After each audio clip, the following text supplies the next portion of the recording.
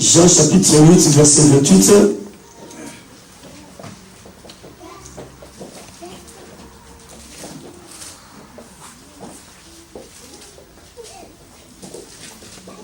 Jean chapitre 8, verset 28. Je lis la parole du Seigneur. Amen. Jésus donc leur dit. Jésus donc leur dit. Rien de moi-même. Et c'est que je fais rien de moi-même. Mais que je parle selon ce que le Père m'a enseigné. Mais je parle selon ce que le Père m'a enseigné, parole du Seigneur. Alléluia. Voilà ce que qu'est-ce qu'il était, qu'est-ce qu'il est venu faire, d'où il est venu, qui il était réellement. Et c'est comme les milliards de hommes et de femmes dans tous les quatre coins du monde entier. Aujourd'hui sont perdus parce qu'ils ne savent pas qui est réellement Jésus-Christ. Ils n'ont pas la vraie identité de Dieu. C'est comme ça que les milliards de personnes sont perdus sur la terre. Alléluia. Car dans la vie, tu dois connaître l'identité de la personne avec qui tu vis. Et si tu ne connais pas son identité, il est difficile d'avancer avec la personne. Il est difficile de collaborer avec la personne. Il est difficile de faire la marche avec cette personne. Donc c'est comme ça que même dans les mariages, l'homme doit connaître l'identité de sa femme. La femme aussi doit connaître l'identité de son mari. Les enfants doivent connaître l'identité de leurs parents. Les parents doivent aussi connaître l'identité de leurs enfants. C'est comme ça que la marche sera une très bonne marche. Alléluia. C'est comme ça aussi avec Jésus-Christ Nazareth. La chose n'est pas la plus importante. J'ai déjà accepté Jésus comme Seigneur et Sauveur. Ça, c'est le début du commencement de toutes choses. Parce que même les charlatans, ils ont tous accepté Jésus comme Seigneur et Sauveur de leur vie. Alléluia. Même les féticheurs, ils ont tous accepté Jésus comme Seigneur et Sauveur de leur vie. Même les marabouts. Quand tu vas chez les marabouts, il va t'ouvrir la Bible. Il te dira non, non, non, je ne fais rien de mal. Voilà, j'ai la Bible. Il a une Bible. Les sorciers, les féticheurs, tous ces gens-là qui pratiquent le vaudou de l'autre côté, chacune des personnes a une Bible. Ils te diront non, non, non, je ne fais rien de mal. J'ai là la Bible. Mais dans cette Bible, cette personne qui est en train d'utiliser la Bible, l'utilise de quelle façon? Alléluia. C'est comme ça que les chrétiens authentiques, les chrétiens véritables dont Jésus-Christ a racheté, il a payé le prix pour eux, doivent connaître l'identité de Jésus-Christ Nazareth. On ne peut pas marcher avec Jésus frère sans pour autant connaître son identité. On ne peut pas marcher avec Jésus ma sœur sans pour autant connaître son identité. Alléluia. On sera aujourd'hui, on est debout, demain on est par terre, après le lendemain on est endormi, après quelques mois on est debout, après quelques semaines on commence à pleurer, on se plaint, on se dit ah oui, quand j'étais encore de l'autre côté, j'étais très bien, ma vie elle était vraiment bien, mais depuis que j'ai accepté Jésus, je vois comme si ma vie est devenue compliquée. Alléluia. Mais Jésus va dire, quand vous aurez élevé le Fils de l'homme, parce que vous voulez savoir qui je suis. Les hommes sur la terre ont besoin de savoir qui est Jésus. Partout, les familles du monde entier ont besoin de savoir qui est réellement Jésus. Alléluia. Mais la réponse de Jésus, quand vous aurez élevé le Fils de l'homme, alors vous connaîtrez ce que je suis. Quand vous aurez élevé le Fils de l'homme, Jésus ne parle pas de l'élévation comme les hommes sur la terre sont en train de chercher l'élévation. Parce que tout le monde a besoin d'être élevé. Ah non, non, je suis en train de chercher l'élévation. Alléluia. Les gens sont en train de faire trop de gymnastique pour être élevés. Mais Jésus ne parle pas de cette élévation. Voilà pourquoi la Bible dit, Dieu l'a souverainement élevé. Alléluia. Il lui a donné les noms qui ont dessus de tous les noms. Jésus parle d'élévation dans la dimension la plus prophétique. C'est-à-dire dans la dimension prophétique, Jésus parlait de sa mort sur la croix. Je veux mourir sur la croix d'ici peu de temps parce que je suis avec vous, mais vous avez refusé de me connaître. Je suis avec vous, vous avez refusé de m'accepter. Je suis avec vous, vous m'avez ignoré, vous m'avez rejeté, mais je suis là avec vous. Alléluia. Mais vous n'avez pas voulu que je me fasse révéler chez vous. Et comme vous n'avez pas voulu, maintenant, je vais faire la chose la plus importante. Et cette chose-là, quand vous allez reconnaître cela, c'est par là que vous allez commencer maintenant à m'élever. Et quand vous allez m'élever, c'est là que vous saurez ce que moi je suis. Et vous comprendrez que je ne fais rien si ce n'est que ce que mon Père m'a enseigné. Je ne donne rien si ce n'est que ce que le Père m'a donné. Jésus parlait de sa mort. Jésus parlait de sa résurrection. Jésus parlait, voilà pourquoi il va continuer très loin. Il dira, quand moi je serai élevé de la terre, j'attirerai tous les hommes vers... Je ferai quoi? J'attirerai tous les hommes vers... Oh, alléluia. J'attirerai tous les hommes vers moi. Écoutez frère, les Juifs, ils ont refusé d'accepter au Fils de Dieu. Ils ont refusé de croire au Fils de Dieu. Il était présent parmi eux. Il a multiplié les pains. Il a fait un jour ouvert les yeux d'un aveugle né. Et ils étaient là, ils ont vécu toutes ces histoires. Ils ont vu des miracles compliqués que Jésus a opérés. Un jour, il a purifié les lépreux. Un jour, il a guéri la femme de perte de sang. Un jour, Jésus, il a fait marcher des paralytiques. Mais ils ont vu toutes ces choses, mais ils n'ont pas crié en lui. Pour eux, il était traité, considéré comme le fils de Joseph et Marie, le fils d'un charpentier. Pour eux, il était considéré comme Belzébul, le prince des démons. Pour eux, il était considéré comme un faiseur de miracles. Pour eux, il était considéré comme un sacrificateur. Pour eux, il était considéré comme un rabbin juif qui était là en train d'enseigner, comme tout autre rabbin qui enseignait la parole de Dieu. Mais ils n'ont pas voulu reconnaître la vraie identité que c'était lui le Fils de Dieu. C'était lui le Créateur. C'était lui le Sauveur, le Libérateur de l'humanité. Mais heureusement que le Saint-Esprit rattrape toujours les hommes. Alléluia. Tu peux fuir aujourd'hui, tu peux refuser aujourd'hui, mais si tu es dans la prédestination de Dieu, Dieu finira par te rattraper. Alléluia. Amen. Tu peux refuser aujourd'hui, tu dis non, je ne veux pas croire en Dieu, mais si tu es dans la prédestination de Dieu, Dieu finira par te rattraper. Dieu il va te rattraper. Ils ont refusé. Ils ont dit non, lui c'est le fils de Joseph. Lui c'est le fils de Marie. Nous ne voulons pas croire en lui. Mais la Bible dit ceci. Un jour, après la résurrection de Jésus, Jésus il est ressuscité et il est parti au ciel. Ils sont restés et chacun d'eux a pris conscience. Ils ont pris conscience, ils ont dit non, nous avons péché. Et le péché que nous avons commis, aujourd'hui nous ne savons pas comment réparer ce péché. Et l'homme que nous avons rejeté, l'homme que nous avons refusé, l'homme que nous avons blasphémé, l'homme que nous n'avons pas donné de valeur, c'est bien lui qu'on devrait donner la valeur. Mais nous, on donnait la valeur à Moïse, on donnait la valeur au prophète, on donnait la valeur au sacrificateur. Mais l'homme que nous avons méprisé, rejeté, c'était lui l'homme que nous on devait adorer. C'était lui l'homme que nous on devait élever. C'était lui l'homme que nous on devait obéir et respecter. Et qu'est-ce qui arrive? Les jours après la Pentecôte, Pierre va commencer à annoncer l'évangile. Pierre leur dira, Jésus que vous avez crucifié, c'est lui dont vous avez méprisé, c'est lui que vous avez rejeté, c'est bien lui que Dieu a fait Seigneur et Sauveur, c'est lui que Dieu a fait prince de vie, c'est lui que Dieu a fait prince de paix, et c'est au travers lui que le pardon du péché est accordé à l'humanité et aux familles du monde entier. La Bible dit ceci, ce jour-là, les cœurs vivement touchés, plus de 3000 personnes se sont approchées des apôtres. Ils ont posé la question de savoir, hommes frères, qu'allons-nous faire après avoir écouté cette parole? Ce sont les mêmes personnes qui ont renié Jésus quand il était sur la terre, et ce sont les mêmes personnes qui ont écouté l'évangile que l'apôtre Pierre a prêché. Ils ont commencé à se poser la question, qu'allons-nous faire maintenant? Quelle était la réponse de l'apôtre Pierre? Repentez-vous et... Hein? Alléluia. Repentez-vous et... Donc, il a dit, repentez-vous. Voilà, nous allons lire ce verset pour que vous ne soyez pas embrouillés. Actes des Apôtres, chapitre 2. Écoutez la réponse de la parole de Dieu. L'apôtre va donner la réponse.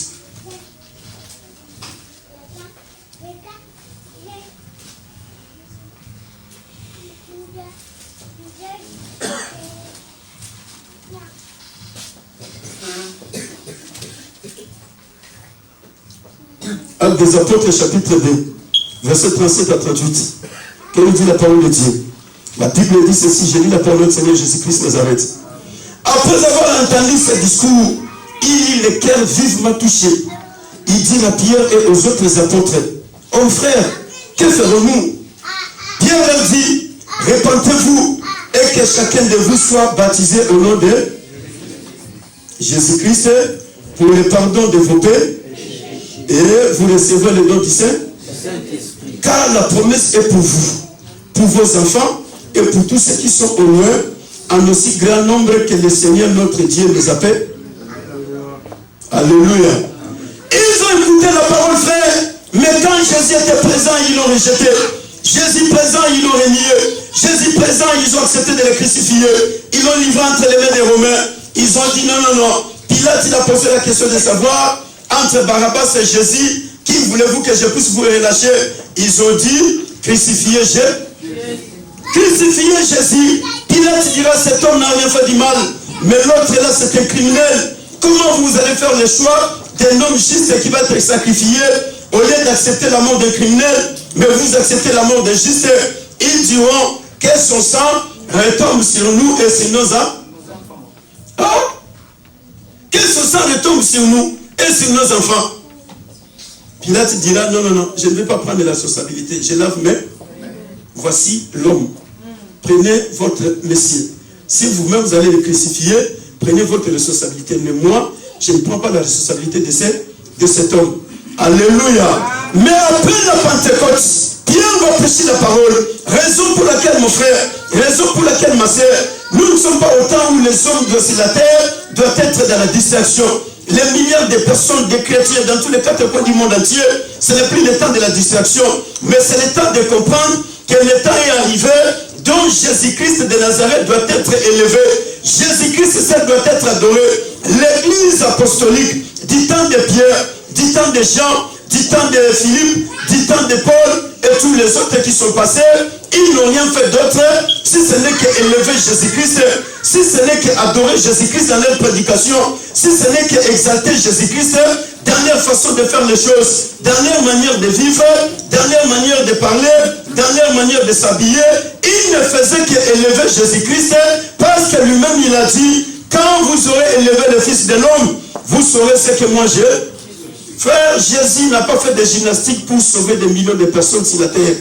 Et les apôtres n'ont pas fait de gymnastique. Ils n'ont jamais demandé aux gens, montez sur les chaises, crie 3 fois Jésus et tu seras sauvé. Ils ne l'ont jamais fait. Pierre n'a regardé que les paralytiques avec ses 2 yeux. Et il lui dit, regarde-nous bien. Je n'ai ni or ni a, et ce que j'ai, je te le donne. Au nom de Jésus-Christ de Nazareth, lève-toi et les paralytiques, il a commencé à marcher, frère. Il n'y avait pas de gymnastique à faire. Il n'y avait pas de l'huile à donner. Il n'y avait pas de l'eau. Les paralytiques, il était déjà paralytique, mais tu vas les faire encore tomber. Il va devenir combien de fois paralytique? Il n'y avait pas de tomber de relever au temps de Pierre. Il n'y avait pas de tomber de relever au temps de Paul. Il n'y en avait pas, frère. Pourquoi? Parce que la prophétie dont Jésus avait prononcée de sa bouche, quand vous aurez élevé le Fils de l'homme, vous saurez ce que je suis. La Bible dit, même l'ombre de l'apôtre Pierre a commencé à ressusciter les morts. Même l'ombre d'un homme. Jésus lui-même sur la terre, son ombre n'a jamais ressuscité des morts. Hein? Alléluia. Amen. Paul était en train de prêcher la parole de Dieu en Éphèse. Paul parlait de Jésus, crucifié, enterré, ressuscité le 3e jour. Il arrive dans une ville de Corinthe, on commence à lui poser trop de questions. Paul dira ceci, je n'ai pas besoin de savoir autre chose si ce n'est que Jésus-Christ est crucifié, mort, enterré et ressuscité. Le reste des choses, il n'en a pas besoin. La Bible dit, les gens venaient avec des mouchoirs, ils le mettaient dans le corps de Paul. Les gens qui étaient possédés des démons dans leur maison, ils rentraient avec ces mouchoirs, ils mettaient dans leur corps. Les Bibles nous disent ceci, les démons quittaient le corps des personnes possédées, mais ils n'ont jamais vu Paul. Ils n'ont jamais touché Paul. Mais c'était seulement la puissance de Dieu qui était dans le corps de Paul. Au travers la capacité que le Saint-Esprit a eu à lui d'élever Jésus, frère, les démoniaques qui étaient à des millions de kilomètres de Paul ont été guéris. Alléluia. C'est comme ça que Jésus lui-même sur la terre, il a commencé à utiliser des métaphores pour pouvoir se présenter à l'humanité selon les temps et les circonstances. Jésus va se présenter. Moïse va poser la question à Dieu. Je rentre en Égypte pour délivrer le peuple d'Israël, mais ce peuple-là me connaît. J'ai grandi avec eux, j'ai vécu avec eux, je suis né en Égypte, je n'ai jamais été là où ils étaient, mais ils vont me poser la question de savoir, tu es venu nous délivrer, qui t'a envoyé? Alléluia. Frère, ne va pas n'importe comment, parce qu'il y a des gens qui vont te poser la question de savoir qui t'a mandaté pour que tu viennes nous délivrer. Jésus. Tu vas nous parler de Jésus, mais toi, tu n'as pas été jamais avec Jésus. Toi, tu vas nous parler d'Abraham, mais tu n'as jamais vécu avec Abraham. Tu vas nous parler d'Isaac, mais Moïse, tu es avec nous ici, tu n'as jamais vécu avec Isaac. Tu vas nous parler de Jacob, mais tu n'as jamais vécu avec Jacob. Et comment tu connais cette histoire? Alléluia. Moïse avait besoin de l'identité de Dieu. Ils me poseront la question, qui t'a envoyé? Et Moïse lui dit, dis-moi comment tu t'as. Donne-moi ton nom. Parce que là, on va me demander ton identité. On va me demander le nom de Dieu. Parce que le peuple là où tu m'envoies, c'est un peuple qui n'avale pas n'importe quoi. Aujourd'hui, je me pose des questions. Les chrétiens, ils acceptent n'importe quoi. Ils avalent n'importe quoi. Mais un hébreu, frère, il n'accepte pas n'importe quoi. Un hébreu, quand tu veux lui parler de quoi que ce soit, il va te faire retourner dans l'origine parce que lui, il connaît l'origine. Dieu va dire à Moïse, va leur dire, je suis celui qui suit ma envoi. Je suis celui qui suit ma envoi. Ah, je suis celui qui suit ma envoyé. Ah, mais ça sera compliqué avec ce peuple-là. Dieu lui dit non, vas-y. C'est ça mon nom. C'est ça mon identité. Tu n'as pas besoin de savoir autre chose. C'est dans le livre d'Exode, chapitre 3, verset 14 à 15. Moïse est en train de parler avec Dieu. Dieu lui dit, je suis celui qui suit m'a envoyé. Moïse, quand il a pris cette parole, il s'est dit, ah, je suis rassuré. Donc toute personne que j'ai rencontrée dans la rue, partout où je vais passer, quand il va me poser la question de savoir qui t'a mandaté, je lui dirai, je suis celui qui suit m'a envoyé. Jésus aussi se présente sur la terre. Il va commencer à utiliser des métaphores très fortes pour se présenter devant les hommes. Jésus va se présenter cette fois dans les livres des gens comme je suis. Le premier je suis de Jésus sur la terre. Jésus dira je suis le pain de vie. Alléluia. Le deuxième je suis de Jésus. Jésus dira je suis la lumière du monde. Et le troisième?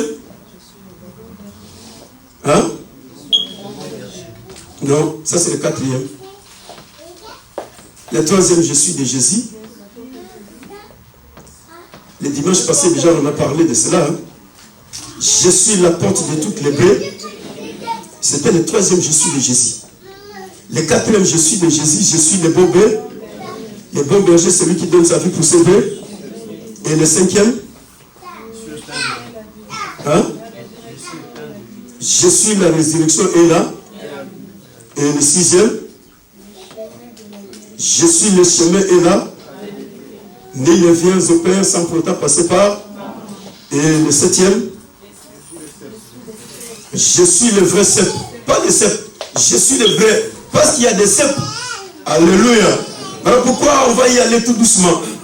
Tout doucement on va y aller et pour enfin arriver à repérer les choses. Amen.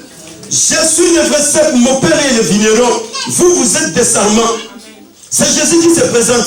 C'est Jésus qui va commencer. Ce n'est pas l'identité de Jésus. Mais ce sont des attributs dont Jésus est en train de présenter à l'humanité selon les temps et les circonstances, selon les événements, selon les problèmes qui apparaissent devant lui. Jésus va se présenter de cette façon. Alléluia. Mais cet après-midi, nous allons parler du 8e je suis de Jésus. Quel est le 8e je suis de Jésus? Ça s'appelle comment? Non. Jésus va continuer à se présenter. Je suis. Il y a une 8e, il y a aussi le 9e je suis de Jésus dans la parole de Dieu. Toujours dans le Nouveau Testament. Mais cet après-midi, nous allons parler du 8e je suis de Jésus. Le 8e je suis de Jésus, Jésus se présente devant Jean, l'apôtre, Jean l'évangéliste. Après la résurrection, Jésus se présente devant lui. Jésus lui dit ceci, je suis l'alpha et l'oméga. Je suis l'alpha et... Oh. Alléluia. Je suis l'alpha et l'oméga. Apocalypse chapitre 1. Jésus continue toujours à se présenter pour que l'humanité le connaisse très bien. Ça c'est après la résurrection. Je suis l'alpha et l'oméga. Apocalypse chapitre 1 verset 8. S'il y a quelqu'un qui peut faire la lecture. Apocalypse, chapitre 1er, verset 8. La parole de Dieu. Amen. Je suis l'alpha et l'oméga. Je suis l'alpha et l'oméga. Dit le Seigneur Dieu. Dit le Seigneur Dieu. Jésus, après la résurrection, il va continuer à se présenter, frère, comme étant je suis et l'oméga. Alléluia. Celui qui est, qui était et qui vient. Le tout. Amen. Voilà pourquoi on a besoin de connaître l'identité du Seigneur. Quand on connaît l'identité du Seigneur, on ne va pas tâtonner. Quand on connaît l'identité de Jésus, frère, on ne va pas se perturber sur la terre des vivants. Raison pour laquelle il y a un apôtre qui est avec Dieu, ceci. Si je disais que celui-là ne mourra pas, il va vivre éternellement, il va rester. Pierre, il va de l'autre côté, il va créer l'engouement. Il va dire aux autres, non, Jésus l'a dit, Jean ne mourra. Il ne va pas mourir. Jésus lui dit, non, je n'ai pas dit ça. J'ai dit, si je dis qu'il ne mourra pas, il ne va pas mourir. Écoutez, frère, le jour où Pierre reçoit la révélation de Jésus, le jour où Jésus va se révéler dans la vie de Pierre, le jour où Jésus lui donne son identité, après avoir passé tout ce qui s'était passé, Jésus va poser la question de savoir, qu'est-ce que les gens disent de moi? Les gens, ils disent, tu es apôtre, tu es prophète, tu es évangéliste, tu es missionnaire, tu es qui que ce soit. Et vous qui êtes avec moi tous les jours, vous dites quoi? Pierre va répondre, toi, tu es le Christ, le Fils de Dieu vit. Depuis ce jour-là, Pierre n'a plus reposé des questions. Depuis ce jour-là, Pierre a été positionné. Écoutez frère, la personne qui connaît l'identité de la personne qui est en train de servir, il va se positionner. Depuis le jour où Jésus s'est révélé dans la vie de Pierre, Pierre va se positionner. Mais quand Jésus ne s'était pas encore révélé, Pierre servait Jésus frère, mais sans position. On ne savait pas qui il était. Un jour, il va renier son maître. Jésus lui dit, les choses vont s'accomplir comme ça. Pourquoi? Parce que jusque-là, tu es sans position. On ne sait pas si tu es avec moi ou si tu es de l'autre côté. C'est comme ça que sans la révélation, sans la vraie identité de Jésus, nous allons continuer à servir Dieu, mais on n'est pas positionné. On ne connaît pas notre véritable position. Qui nous sommes? Soit nous sommes pour Jésus, soit nous sommes contre Jésus. Soit on est dans le royaume de Dieu, soit on est en dehors du royaume de Dieu. Soit nous servons réellement Jésus, soit nous ne le servons pas. Voilà pourquoi il a dit dans sa parole, si tu n'es ni chaud, ni froid, je ferai quoi? Alléluia. Quand on n'a pas encore la vraie identité de Jésus, on n'est ni chaud, ni... On va commencer à faire les choses comme tu veux. Bon, je le fais parce que je dois le faire. Mais quand tu as la vraie identité de Jésus, tu vas commencer à faire les choses parce que tu sais qui t'a appelé, qui t'a choisi. Alléluia. Jésus se présente, frère. Je suis l'alpha et l'oméga. Quand vous aurez élevé le Fils de l'homme, vous saurez de quoi je suis capable. Quand vous aurez élevé le Fils de l'homme, vous saurez ce que je suis. Jésus aujourd'hui a besoin de se révéler dans les milliards des hommes. L'humanité tout entière a besoin de Jésus. Mais qu'est-ce qui se passe? Les personnes qui connaissent Jésus n'arrivent pas à élever Jésus. Mais nous allons continuer à dire aux hommes s'ils adhèrent, que ce soit les présidents, que ce soit les rois, que ce soit les premiers ministres, les chefs du gouvernement, les riches, les pauvres, sur la terre, nous n'avons qu'une seule personne à élever. C'est lui dont tous nous avons élevé. Il s'appelle Jésus-Christ de Nazareth. C'est lui qui est l'alpha et l'oméga. Écoutez frère, pourquoi Jésus se présente comme l'alpha et l'oméga? Parce que cette parole est devenue comme un slogan à l'église. Tout le monde prononce cette parole. Jésus tient l'alpha et l'oméga de ma vie. Mais Jésus ne se présente pas l'alpha et l'oméga comme un slogan. Mais Jésus veut révéler des choses qui sont encore cachées là-dedans. Mais écoutez, pour les enfants qui sont partis à l'école, alléluia, et ceux qui vont à l'école aujourd'hui, quand vous êtes partis à l'école, en français, quelle est la première leçon qu'on vous a appris?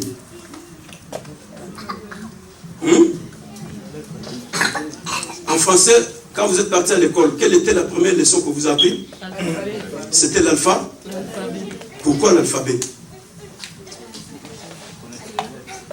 Pour connaître les lettres et connaître bien là. Parce que celui qui connaît l'alphabet, frère, a la facilité de connaître la langue. Pour bien parler une langue, tu dois connaître son alphabet. Si tu connais l'alphabet français, tu vas bien parler français. Si tu connais l'alphabet anglais, tu vas bien parler anglais. Si tu connais l'alphabet de Swahili, je sais moi, de polonais, d'arabe, toutes les langues du monde, il suffit que tu saches l'alphabet, sache-le que tu as la facilité de parler la langue. Tu n'as pas besoin de gymnastique. Alléluia. Oh, Jésus va utiliser les lettres A et la lettre O. La lettre A, c'est la première lettre de l'alphabet grec. Chez les Grecs, l'alphabet commence avec alpha. En français, ça commence avec A. Et ça termine avec quoi? L'alphabet français termine avec laquelle lettre? Et chez les Grecs, l'alphabet termine avec la lettre O. Jésus dit, je suis l'alpha et l'oméga. Il se révèle après sa résurrection. Écoutez frère, l'alphabet est le seul moyen ingénieux d'emmagasiner, de transmettre la connaissance à quelqu'un. Si tu veux transmettre la vraie connaissance à une personne, tu dois lui apprendre l'alphabet. Et quand la personne a la connaissance de l'alphabet, c'est comme ça que cette personne va très bien évoluer dans son expression et dans la connaissance de la langue. Alléluia. Mais Jésus se présente comme l'alpha. Jésus se présente comme l'oméga. Cela veut dire quoi, frère? Si dans le monde il y a l'alphabet, oh, Dieu aussi il a son alphabet. Et dans l'alphabet de Dieu, il y a des choses beaucoup plus importantes que nous devons comprendre. Jésus se présente comme la première lettre de l'alphabet, qui est la lettre A. Alpha. Cela veut dire le commencement de toutes choses. Oméga, cela veut dire la fin de toutes choses. Et qu'est-ce que Jésus veut dire à Jean? Jésus veut dire ceci, que je suis l'alphabet suprême de Dieu. Je suis l'alphabet souverain de Dieu. Je suis le véritable alphabet. S'il y a le monde, il y a l'alphabet. Les Grecs, ils utilisent les A et les O. Mais moi, je suis le vrai A de Dieu. Je suis l'alphabet suprême de Dieu. Je suis l'alphabet souverain de Dieu. Je suis l'alphabet glorieux de Dieu, frère. Or, Jésus voulait dire ceci. En dehors de moi, il n'y a pas la connaissance des choses sur la terre. Celui qui veut bien vivre sur la terre, il doit avoir ma connaissance. Celui qui a ma connaissance sur la terre des vivants, il va bien vivre. Mais celui qui n'a pas ma connaissance, celui-là va continuer à tâtonner. Celui qui n'a pas la vraie connaissance de Jésus, frère, il va continuer à faire les choses. Mais ces choses-là ne sont pas pour la gloire de Dieu. Je suis l'alpha et l'oméga. Jésus veut dire ceci, qu'en dehors de moi, il n'y a pas la vraie connaissance de Dieu. Celui qui veut connaître Dieu, il doit entrer en moi. Celui qui veut parler bien français, il doit connaître l'alphabet français. De A jusqu'à... De A jusqu'à... Alléluia. Oh, écoutez frère, il n'y a aucun événement imprévu ne peut saboter la personnalité de Jésus.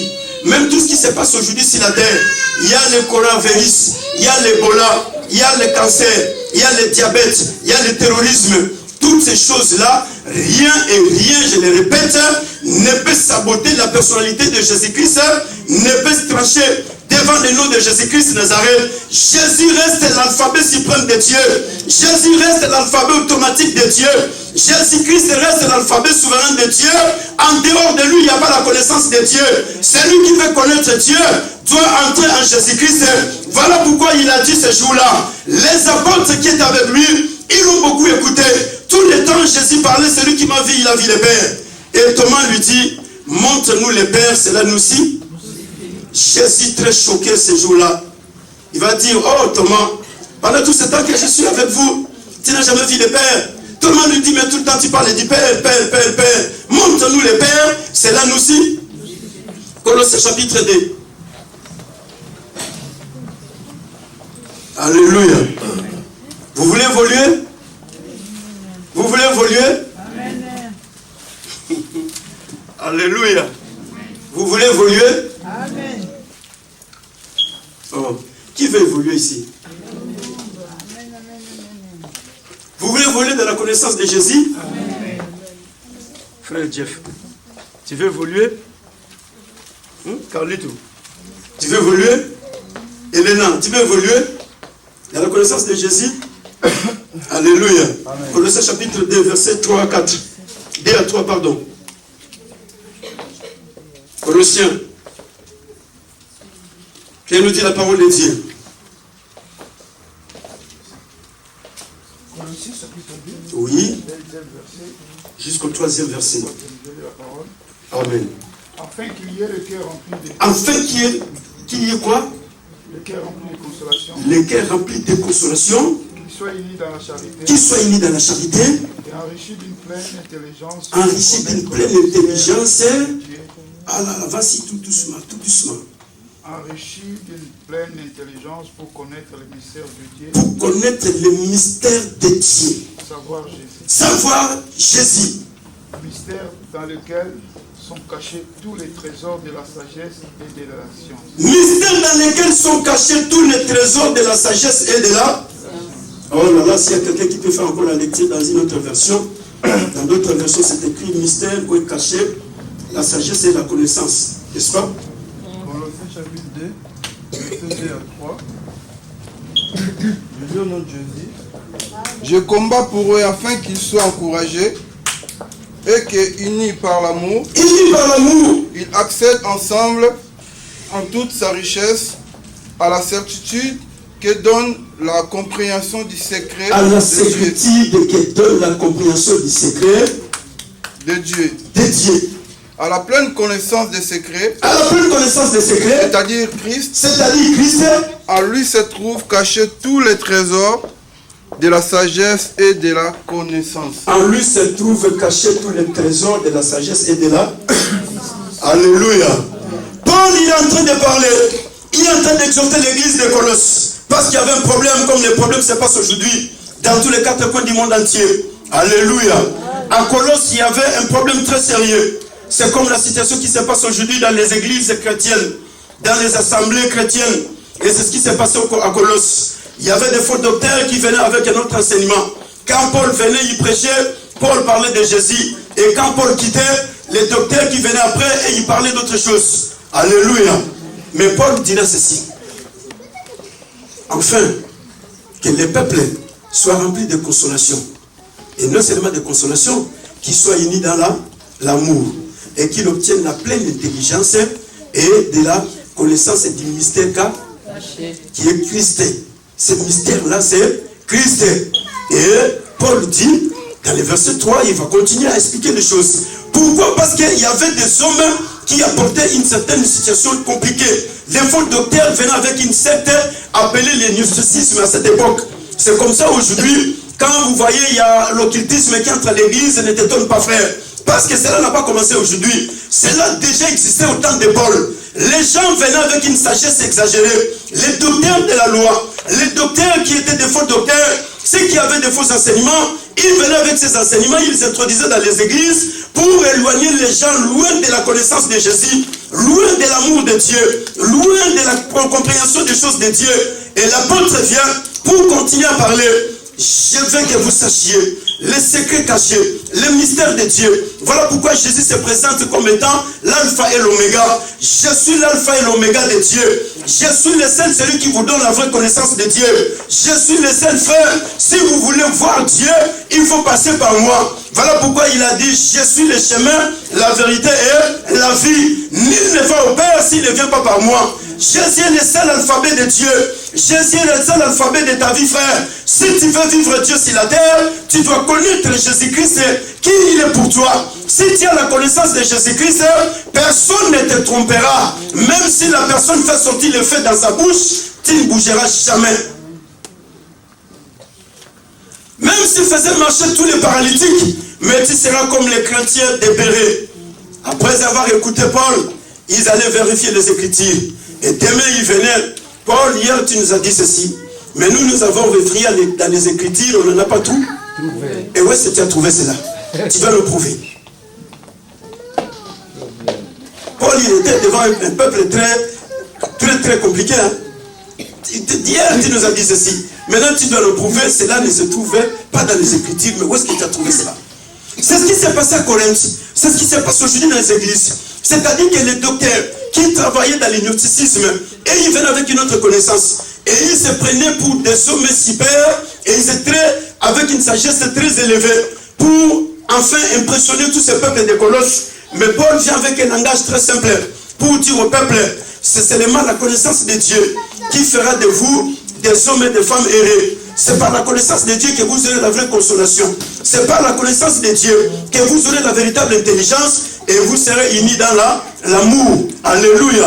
Frère, la compréhension totale de l'évangile encourage l'être intérieur.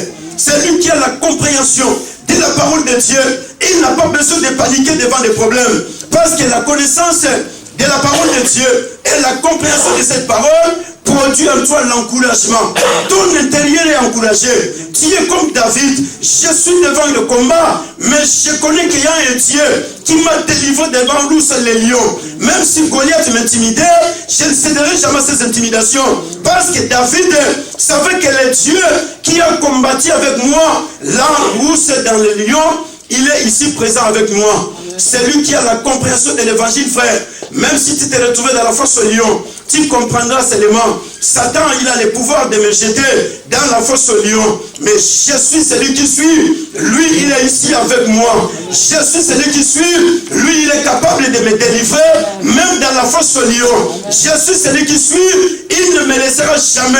Je ne serai pas paniqué, frère. Voilà pourquoi, frère, celui qui a la compréhension de l'évangile, même s'il se retrouve devant des problèmes, vous le verrez, il a toujours la paix. Il a toujours la tranquillité. Il a toujours la sérénité.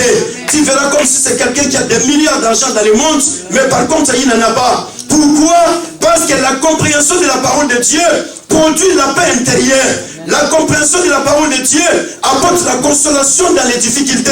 Je suis consolé par la parole de Dieu. Je ne suis pas consolé parce qu'il y a le président qui a donné le discours. Le discours du président ne m'importe pas. Mais ce qui m'importe, c'est la parole de Dieu qui me dit, je ne te laisserai point et je ne t'abandonnerai point. Je serai avec toi comme j'étais avec Moïse. De la même manière dont je n'ai pas abandonné Moïse, Josué, je ne t'abandonnerai point. Je prends cette parole, frère, ça commence à me consoler. Cette parole produit en moi l'encouragement intérieur. Cette parole m'exhorte à l'intérieur de moi. Même si j'allais abandonner, je reprends la force, frère, de continuer la marche. Mon cœur est rempli de l'amour de Dieu. Et cet amour-là, je ne vais pas le garder pour moi-même. Raison pour laquelle vous verrez les milliards de hommes et de femmes qui se promènent dans tous les quatre coins du monde entier, qui n'ont pas de milliards d'argent, mais seulement la parole de Dieu. Sont des hommes et des femmes serrés sur la terre. Voilà pourquoi Jésus dira à Pierre, Pierre, tu es un homme heureux, car ce n'est ni l'eau, ni la chair qui t'ont révélé ces choses, mais c'est mon Père qui est dans le... Frère, quand tu as la révélation de Jésus-Christ, tu ne vas pas céder aux caprices de tes problèmes. Tu ne vas pas céder aux caprices des situations présentes. Tu ne vas pas céder parce qu'il y a le coronavirus, mais tu comprendras qu'il y a l'alpha et l'oméga. Le coronavirus a un commencement, mais celui qui s'appelle l'alpha, lui n'a pas de commencement. Mais il se présente comme l'alpha dans la circonstance où je suis en train de vivre. Et dans cette circonstance, lui, il me dit, je suis celui qui suis. Même si je suis malade, il est avec moi, parce que c'est lui le médecin par excellence. Il finira toujours par me guérir.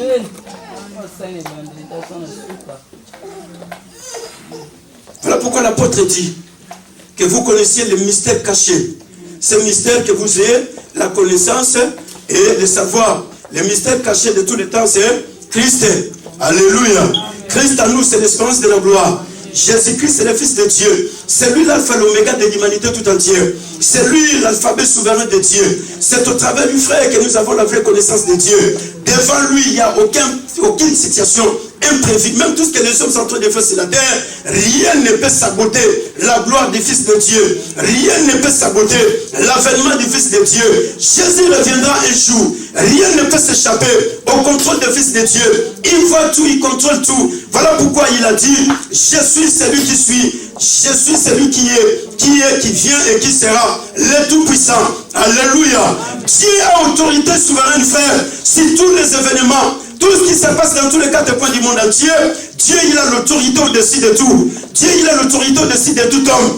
Personne ne peut s'échapper sur l'autorité de Dieu. Raison pour laquelle tout ce que nous sommes en train de faire sur la terre, Dieu finit toujours par les ramener à la surface de la terre.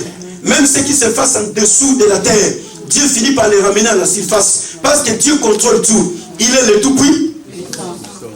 Il est le tout-puissant. Dieu, il contrôle tout homme sur la terre. Même ceux qui ne vont pas à l'église, Isaac. Même ceux qui sont aujourd'hui dans les loges. Même ceux qui sont partout. Ils sont sous le contrôle de Dieu. Si Dieu veut les dévoiler aujourd'hui, Dieu va les dévoiler. Si Dieu veut les étaler aujourd'hui, Dieu va les étaler. Si Dieu veut les tuer aujourd'hui, Dieu va les tuer. Parce qu'il est le tout-puissant. Il contrôle tout, il domine tout. Et rien ne peut s'échapper. Aucune molécule sur la terre, frère, ne peut s'échapper devant la domination de Dieu. Aucune secte, aucune science, aucune religion, aucune église ne peut s'échapper devant le contrôle de Dieu. Car aucune église sur la terre ne sauve les hommes. Aucune domination ne sauve les hommes. Aucune religion ne sauve les hommes. Mais celui qui sauve les hommes s'appelle Jésus-Christ de Nazareth. Écoutez, frère, Jésus n'est pas la source de l'église. Parce qu'aujourd'hui, il y a des millions de personnes qui croient que Jésus est la source de l'église. Jésus n'est pas la source de l'église. Mais Jésus, il est la tête de l'église. Or, pour qu'il y ait l'eau, il faut qu'il y ait une source. Mais un jour, la source peut arriver. Mais pour qu'il y ait contrôle et bon fonctionnement du corps, il faut qu'il y ait une...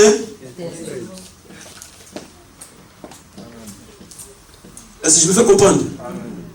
Il faut qu'il y ait une... Alors la tête fait fonctionner tous les... Alors maintenant, si c'est la tête qui fait fonctionner tous les corps, où allons-nous nous cacher? Jésus, lui, il est la tête de l'être. Et nous sommes les membres dans son corps. Alors si nous sommes les membres dans le corps de Jésus, où allons-nous nous cacher par rapport à la tête? Est-ce qu'il y a un endroit où nous allons nous cacher? Non. Mais la tête a les yeux, non? La tête a les nez. La tête a les oreilles.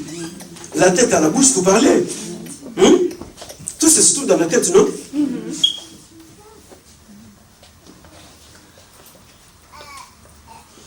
Je suis l'alpha et l'oméga.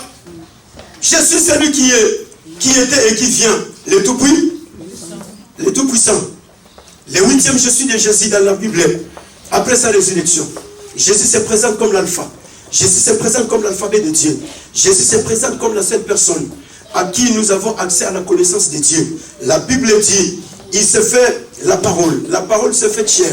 C'est Jean qui est en train de parler. Jean 1,14 là-bas. Il dit, la parole se fait chair. Et cette parole habite parmi nous, pleine de grâce et de beau. Nous l'avons contemplé comme on contemple la gloire du Fils unique de Dieu. Alléluia. Écoutez frère, écoute ma soeur. Jésus c'est lui le seul, c'est lui qui nous donne la vraie révélation de Dieu. Quand il y a Jésus-Christ en toi, Jésus te donne la révélation. La révélation de Jésus, tu ne pourras pas la supporter. Raison pour laquelle la femme samaritaine, je le répète, le dimanche passé je l'ai dit, cette femme n'a passé que 3 heures d'entretien avec Jésus. Elle n'a jamais suivi de longs séminaires comme nous aujourd'hui. On est à l'église de 365 jours. Alléluia. 365 jours on est à l'église. On est sur Internet avec des longs séminaires, des longs enseignements. Mais la femme samaritaine a passé 3 heures d'entretien avec Jésus. Mais comme Jésus s'est révélé en elle, je suis le don de Dieu. Frère, quand elle a pris cette parole, elle dira à Jésus, donne-moi l'eau. Parce que tu m'as dit que le puits de Jacob un jour séchera. Et quand je boirai l'eau que tu me donneras, je ne reviendrai plus dans le puits de Jacob pour puiser l'eau. Donne-moi l'eau que je puisse boire. Jésus lui donne l'eau. L'eau que Jésus lui donne, c'était la vie de Jésus. Jésus lui donne le Saint-Esprit. Et quand le Saint-Esprit habite en toi, frère, le Saint-Esprit commence à faire couler la révélation de Dieu en toi. Tu ne seras plus la même personne. Tu ne seras plus libre, frère. Tu ne sauras pas te retenir. Pourquoi? Parce que le Saint-Esprit qui est en toi ne te laissera pas dans la liberté. Le Saint-Esprit te dira, regarde à gauche. Il y a des gens qui sont en train de mourir dans les péchés. Regarde à droite. Il y a des gens qui sont en train de périr. Regarde dans ta famille. Regarde dans ton entourage. La femme samaritaine, avec un entretien de 3 ans, 3 mois, 3 jours, 3 heures plutôt, a sauvé toute une ville. Mais nous, avec des enseignements bibliques, 17 ans de suivi des enseignements, qu'est-ce que nous faisons avec? Parce que Jésus ne s'est pas encore révélé.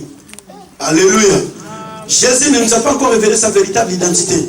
Les jours où Jésus te révélera sa vraie identité, ces jours-là, les gens te verront comme si tu es devenu un fou. Les gens te verront comme si tu es devenu une folle. Voilà pourquoi ils ont traité Paul d'un fou. Et Paul dira, la folie de Dieu, c'est plus que la sagesse des hommes. Alléluia. Je suis l'alpha et l'oméga. Je suis le commencement et la fin de toutes choses. Entre les A et les O, il y a des lettres au milieu, n'est-ce pas? Entre les A et les Z, il y a des lettres au milieu, n'est-ce pas? Alors les lettres qui sont au milieu, quelle est leur importance?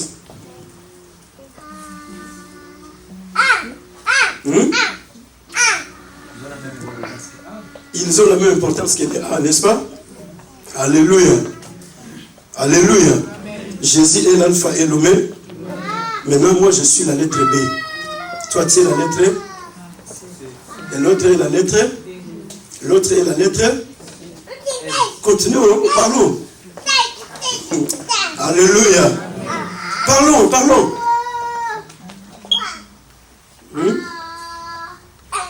C'est dans cet enseignement. Moi, je suis professeur de la Bible. Donc ça, c'est la grâce que Dieu m'a accordée. C'est la richesse que Dieu m'a donnée. C'est la terre des vivants. Voilà pourquoi je voulais travailler avec tout le monde. Donc vous devez travailler. La lettre A, B, C, D, et après il y a quoi? Alors toutes ces lettres-là, quelle est leur importance?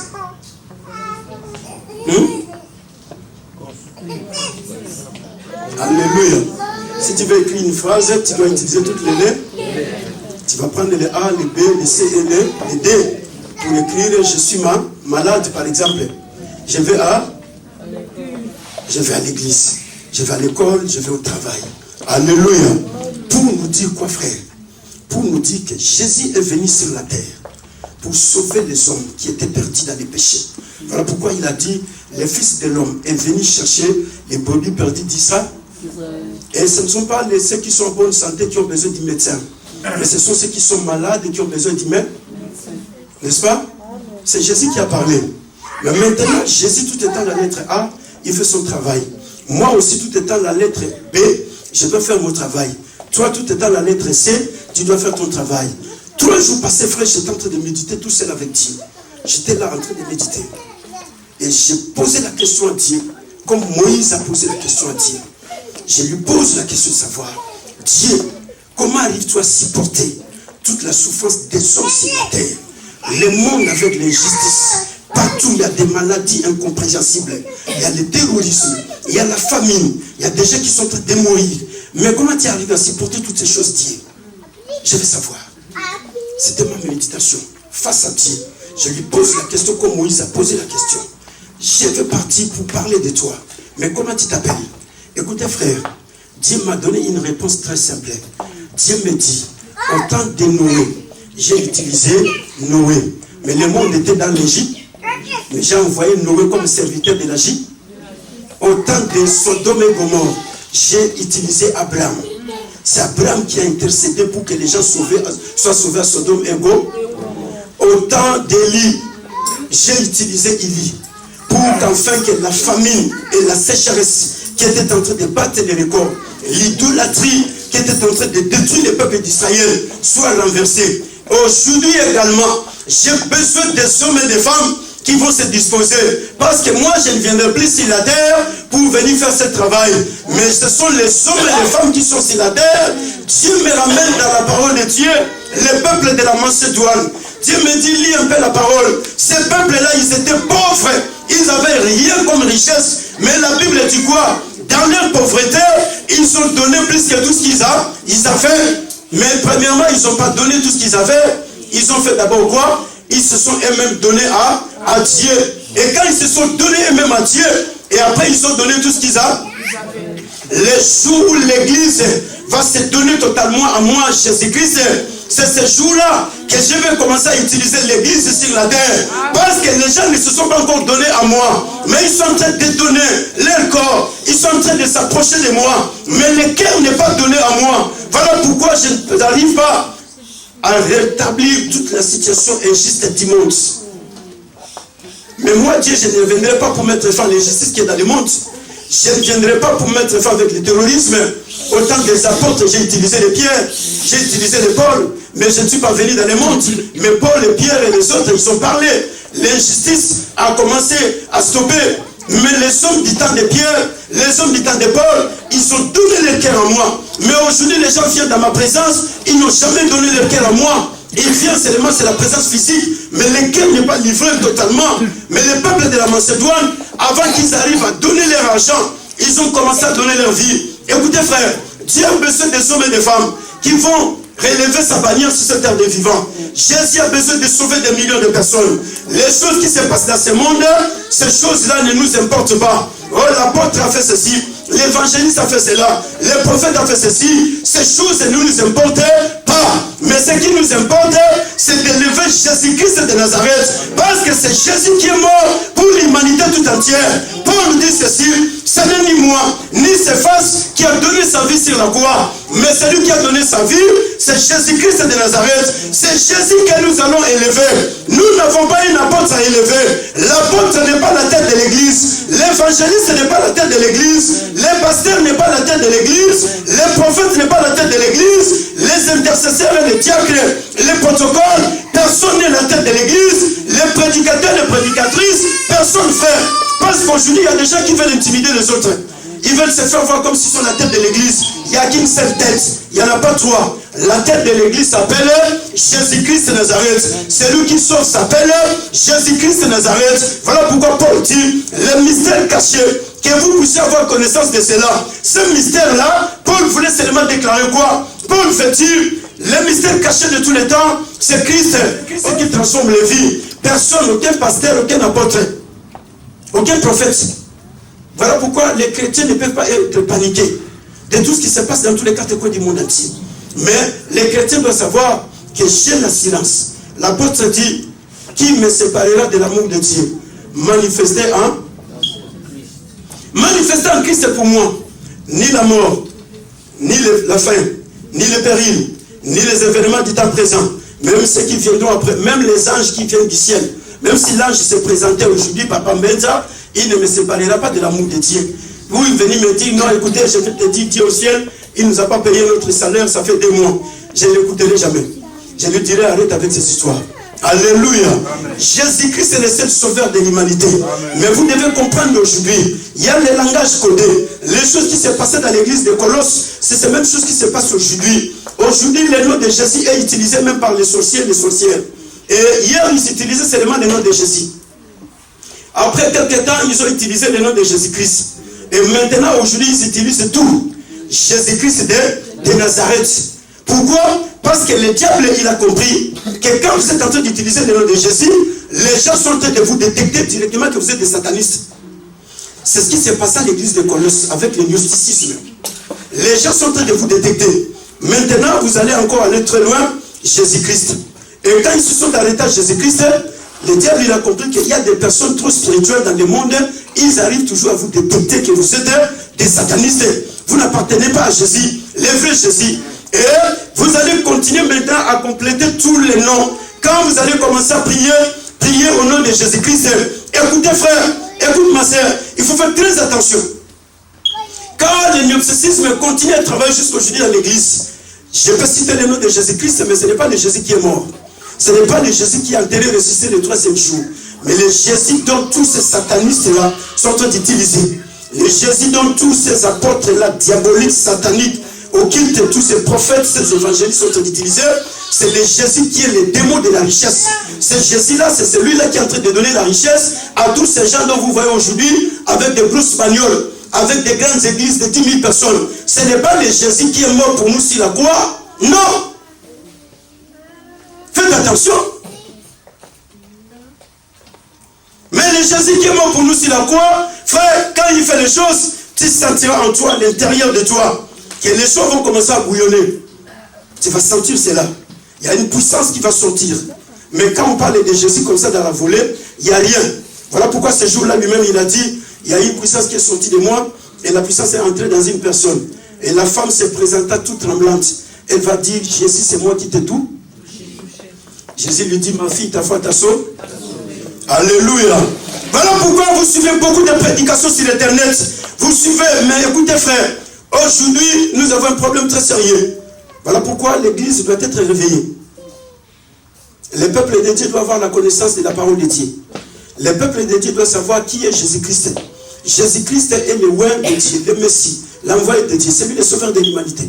Mais faites attention. Jésus n'est pas venu sur la terre pour faire tomber les gens. Quand Jésus commence à faire tomber les gens, ce n'est pas Jésus qui est mort sur la croix pour les hommes. Le Jésus-Christ qui est mort sur la croix pour l'humanité. Il connaît la valeur de l'homme. Voilà pourquoi il ne pouvait pas faire tomber les hommes sur la terre. Si le Saint-Esprit te fait tomber pour une situation, ça c'est gloire à Dieu. Parce que c'est le Saint-Esprit qui t'a fait tomber. Mais si ce n'est pas le Saint-Esprit qu'on te fait tomber gratuitement, ce n'est pas le Jésus qui est mort pour toi sur la croix. Parce que Jésus-Christ n'a pas besoin de te faire tomber. Jésus a besoin de te sauver. Jésus-Christ a besoin de te guérir. Jésus-Christ a besoin de restaurer ta vie. Parce qu'il sait que tu as des problèmes. Mais dans tes problèmes, lui, il est la solution. Mais il ne va pas venir encore pour te poignarder. Alléluia. Les langages codés qui s'est passé hier dans les églises de Corinthe, qui s'est passé hier dans les églises de Colosse, qui s'est passé hier dans l'église d'Éphèse, c'est le même langage codé qui continue à travailler aujourd'hui dans toutes les églises locales du monde entier. Voilà pourquoi aujourd'hui les gens sont impressionnés. Ah, l'apôtre tel a des millions d'argent. Mais celui-là, il n'a rien. Frère, nous avons une lutte spirituelle. Paul dit, nous ne combattons pas contre la chair et le sang, mais nous combattons contre les dominations, les autorités, les dignités, les principautés dans les lieux célestes. Nous avons 80 000 pasteurs, apôtres, prophètes dans le monde qui sont dans la fausseté. Et nous avons seulement 20 apôtres, 30 qui sont dans la loi véritable des dieux. Et dis-moi, quelle est la dimension du combat que le diable va élever? Parce que le diable va chercher à nous entraîner tous pour que nous allions l'adorer. Il n'a pas eu peur de se présenter devant Jésus, le Fils de Dieu. Et il aura peur de moi? Il aura peur de toi? Pour te proposer des choses, le diable va trembler. Non, mais il n'aura pas peur de toi. Il n'aura pas peur de moi. Mais le diable, il est venu, il a dit à Jésus calmement, si tu m'adores, je te donne ceci. Si tu m'adores, je ferai ceci. Alléluia. Voilà pourquoi Paul disait qu'il soit rempli de la connaissance. Parce que celui qui a la connaissance de Dieu, personne ne va le tromper. Mais celui qui n'a pas la connaissance, on va faire de toi une proie. Les gens vont continuer à jouer avec toi. Même s'il n'y a rien, mais aujourd'hui, les gens sont basés sur des prophéties. Mais cette prophétie ne vient pas du Saint-Esprit. Parce que le Saint-Esprit, s'il te donne la prophétie, il va parler de ta vie dans l'origine. Les jours où Jésus parle à la femme samaritaine, Jésus lui dit, tu avais 5 maris. Et même le 6e que tu as, celui-là ne t'appartient. C'est ça Jésus. Mais Jésus ne veut pas te donner la prophétie pour te dire que c'est ton père qui est en train de t'ensorceler. Et je ne sais pas s'il s'agit de quel Jésus. C'est l'autre Jésus-là. C'est le Jésus-là où ils sont en train de crier aujourd'hui. Jésus ne te dira jamais que c'est ton père qui est en train de t'ensorceler. Jésus ne te dira jamais que le mari que toi, tu as n'est pas ton mari. Il ne le fera jamais. Parce que si c'était le cas, Jésus allait déjà commencer par détruire le foyer d'Adam et Ève. Car ils ont péché. Mais Jésus ne les a pas détruits. Jésus a fait sortir Adam et Ève dans le jardin d'Éden. Ils sont partis tous les deux. Dieu n'a jamais créé de divorce. Mais aujourd'hui, on voit des prophéties qui sont en train de créer des divorces dans les familles. Mais ça vient d'où cette prophétie? Et vous verrez les frères, si c'est vrai. En tout cas, c'est tous ces jours-là, dans l'autre année, notre mabé, ils ont moi sur l'année. Aïe, le kanga, tout mon bima, t'as la seconde prophétie dini. Ah, frère, tu n'as jamais eu la connaissance de Dieu, non? Jésus, il dit, au commencement, cela n'était pas comme. Non. C'est ton oncle paternel. Même si c'est l'oncle paternel, est-ce que Jésus a besoin de te dire que c'est ton oncle paternel? Il n'en a pas besoin. Jésus a besoin de te dire, répands-toi, car le pardon du péché est pour eux. Mais la première démarche, toi-même, tu dois te repentir. Et après, c'est comme ça que Jésus va t'utiliser. Même si Jésus, tu es l'oncle paternel. Mais si toi, tu ne te repens pas, qu'est-ce qui va se faire? Tu vas continuer à demeurer dans les péchés. Rien ne va se faire. Je suis l'alpha et l'oméga. Je suis le commencement et la fin de tout. Jésus est l'alpha et l'oméga de notre vie. Voilà pourquoi, frère, même si les satanistes faisaient tout pour détruire l'église de Jésus-Christ, la véritable église basée sur la parole de Dieu ne sera jamais détruite. Cette église-là, même s'il faut rester avec Paul, l'église restera. Même s'il faut que ça reste avec Pierre, cette église restera. Même si ça reste avec Jean, l'église restera. Parce que lui-même, il a prononcé la prophétie. Il a dit, tu es Pierre, sur ces rocs, je bâtirai mon église. Et les séjours des morts ne provoqueront pas contre mon église. Les séjours des morts ne détruiront pas l'église de Dieu. Un chrétien véritable, frère, fondé sur la parole pure, personne ne peut le détruire sur la terre. Aucun sorcier, aucun féticheur, aucun charlatan, aucun marabout ne peut détruire ta vie parce que tu es fondé sur les rocs. Le vrai roc s'appelle Jésus-Christ de Nazareth. Écoutez mon frère, je termine par là. Les aliments sont fabriqués par les... On fabrique les aliments avec quoi?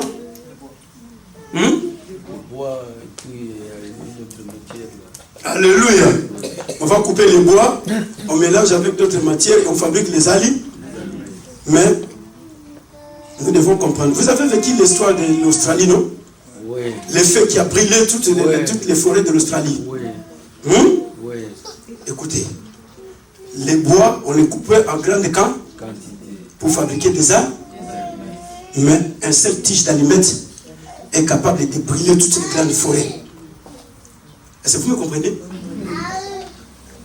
Gisèle. Alléluia. Pour fabriquer des aliments constants, il faut couper des multiples de bois. On peut couper tous les bois de Paris. 10 000 bois, 15 000. Mais pour brûler la forêt de Paris, on n'a pas besoin de 10 tiges d'allumettes. On a besoin seulement des tiges d'allumettes. On a besoin seulement des tiges d'allumettes. Qu'est-ce que je vais te dire? Écoutez frère, écoute ma sœur. Une seule parole de Jésus-Christ de Nazareth a la capacité de brûler toute la puissance des ténèbres dans ta vie. Une seule parole de Jésus-Christ dans ta vie a la capacité de brûler toute la maladie. Une seule parole de Jésus-Christ, je croyais que tu allais me dire amen, pour que le Saint-Esprit continue encore à t'expliquer les choses dans la dimension la plus profonde. L'église doit évoluer dans la connaissance de la parole de Dieu. Ce n'est pas cette église où les gens vous me regardez comme ça. Non frère, il faut encourager le Saint-Esprit. Amen.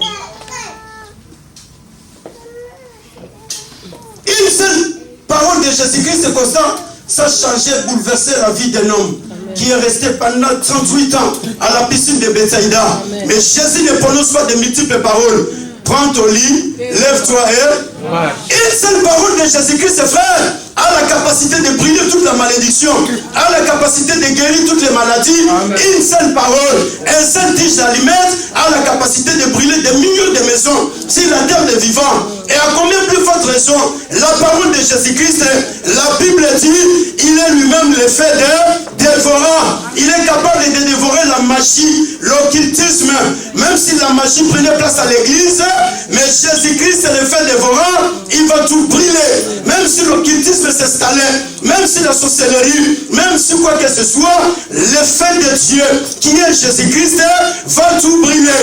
Raison pour laquelle tu n'as pas besoin de paniquer, frère. Une seule parole de Jésus a la capacité de changer tout dans ta vie, même si tu étais maudite, mais la parole de Jésus a la capacité d'apporter la bénédiction. Même si tu étais rejeté, la parole de Jésus-Christ de Nazareth a la capacité de te ramener dans la gloire de Dieu. Même si tu étais abandonné, la parole de Jésus-Christ a la capacité de t'introduire dans ta véritable destinée. La parole de Jésus-Christ de Nazareth, même si ce sont les liens de tradition, même si ce sont des choses ancestrales de la famille, mais la parole de Jésus-Christ, ce jour-là, une seule parole est sortie de la bouche de Dieu. Abraham, ta femme mettra au monde. Amen. Une seule parole. Il n'y en avait pas 10. Amen. Une seule parole de la bouche de Dieu, frère, a la capacité de tout changer. Maintenant, debout, nous allons prier. Tout et rien n'est impossible. Je reconnais que tu fais tout et que rien n'est impossible. Je reconnais et tu fais tout, et rien n'est impossible. Seigneur, fais-moi voir ta gloire. Seigneur, fais-moi voir ta gloire. Seigneur, fais-moi voir ta gloire. Seigneur, fais-moi voir ta gloire.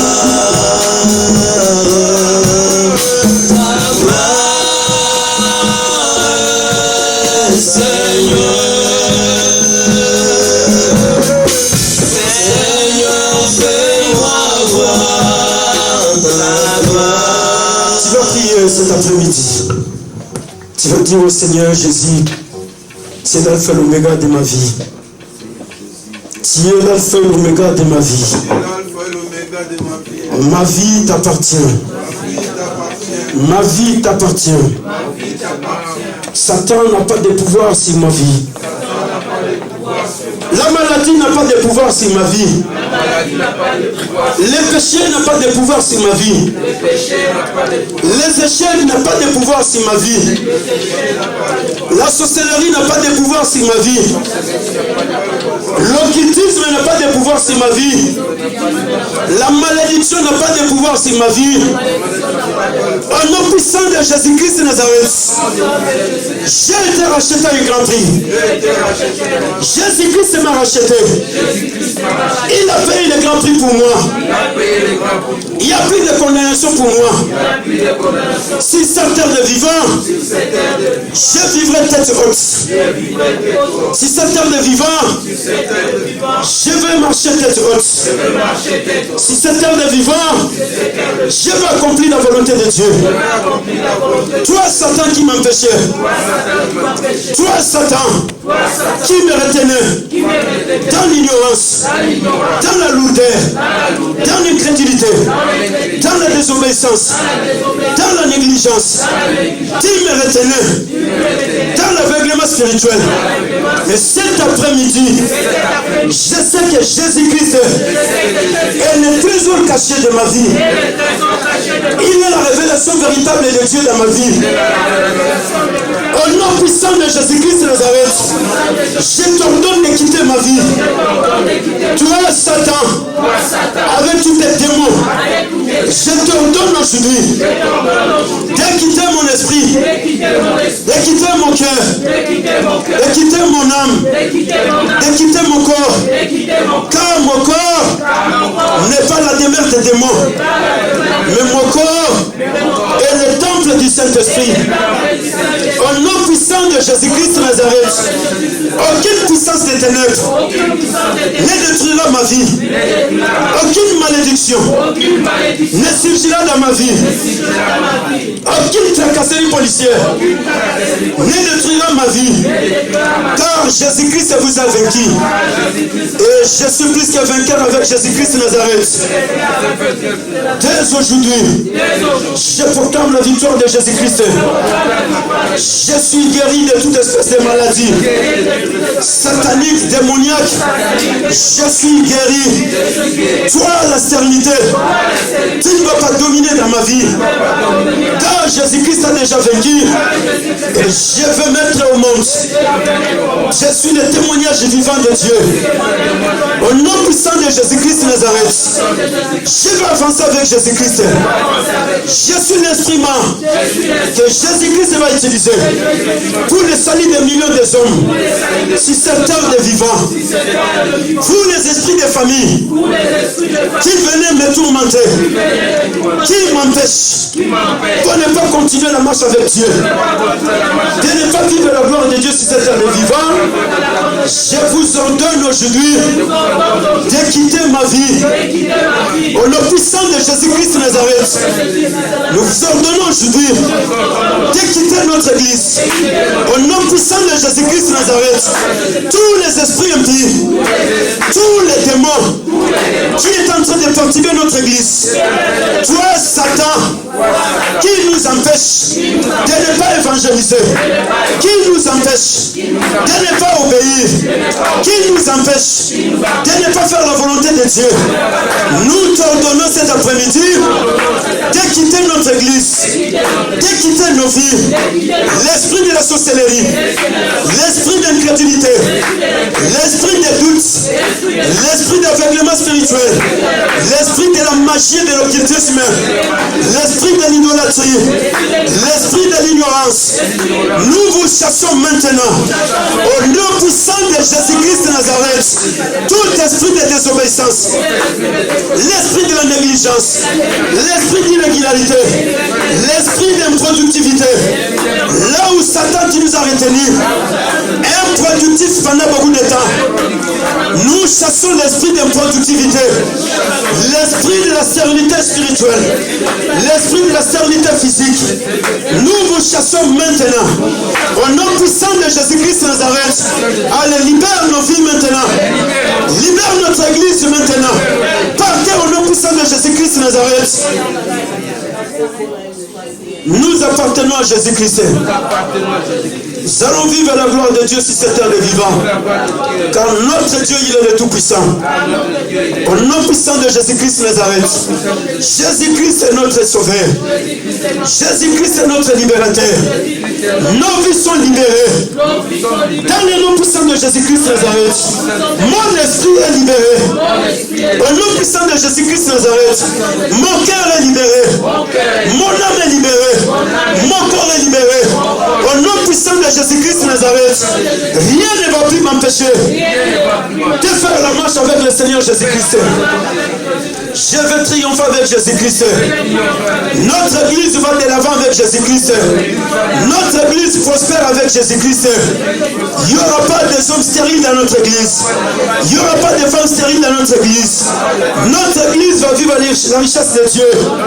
Jésus s'est fait pauvre pour que nous devenions riches. Et nous sommes des riches avec Jésus-Christ Nazareth. Riches spirituellement, riches financièrement, riches matériellement, riches sanitairement. Au nom puissant de Jésus-Christ Nazareth. Proclame la parole de Dieu.